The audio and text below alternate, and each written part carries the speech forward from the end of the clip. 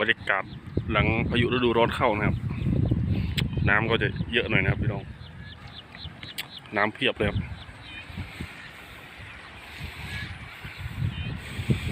บรรยากาศช่วงฝนหยุดตกนะครับ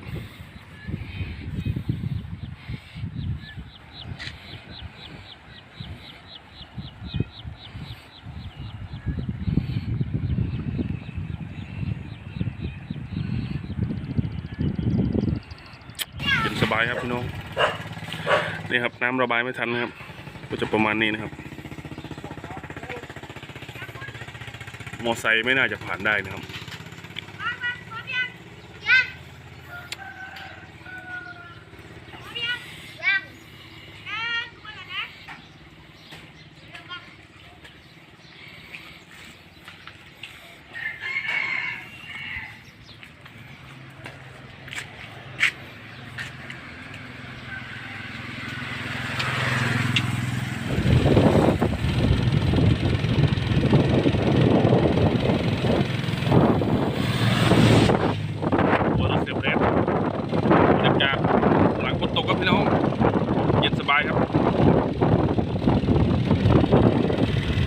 รถดำอยู่ไม่ได้นะครับ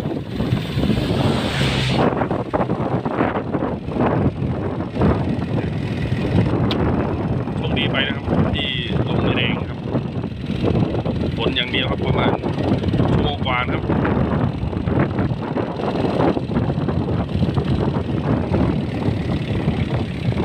มาดูบรรยากาศข้างนอก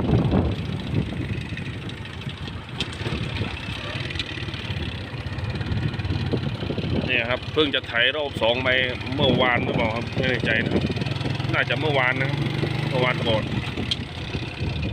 เจอฝนถล่มครับประมาณบ่ายโมงครับบ่ายโมงนิดๆครับนะครับจัดหนักกันเลยครับพี่น้องเป็นทางเข้าหมู่บ้านนะครับ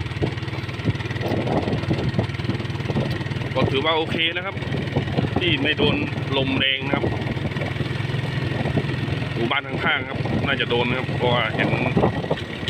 สังกะสีปลิวอยู่ตามถนนนะครับ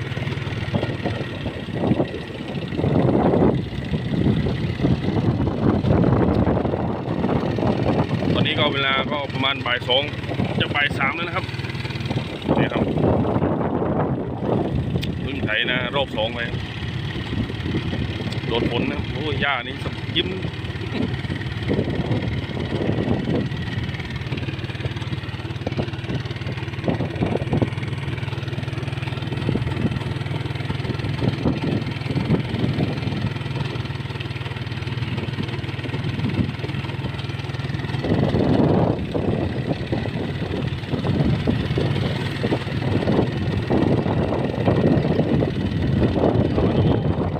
บรรยากาศด้านนอกนะครับ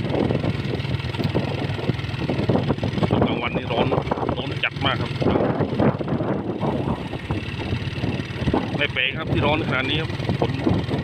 ฝนก็หนักครับร้อนก็ร้อนขับไปบนไปครับพี่น้อง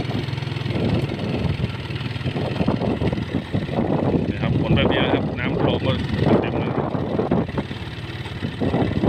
ยปลีจันน้ำ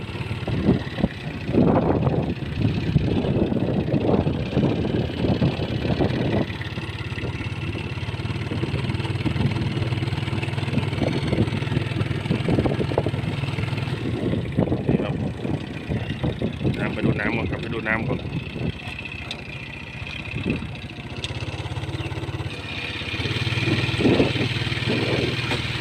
บรรยากาศในหมู่บ้านนะครับ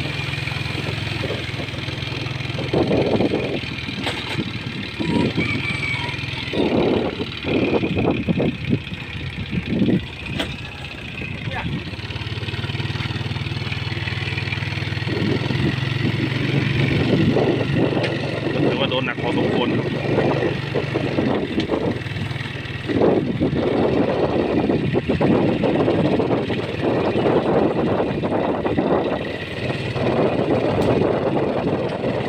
ภาพไม่นิ่งก็ขออภัยด้วยนะครับเพราะว่าใช้มือเอาจับโทรศัพท์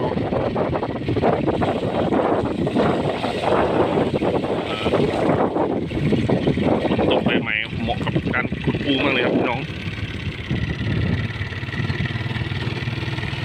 บรรยากาศเย็นสบายครับวันนี้